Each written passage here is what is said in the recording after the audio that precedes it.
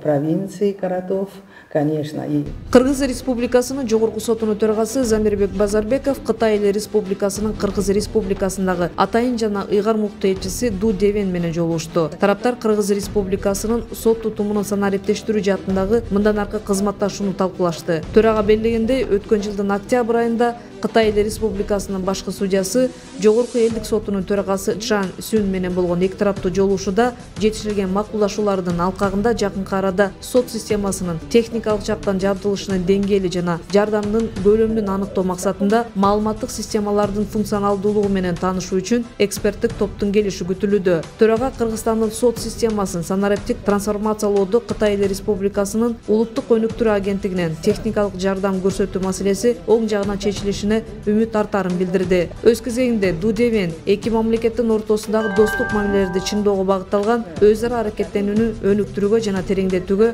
даярдыгын ырастады.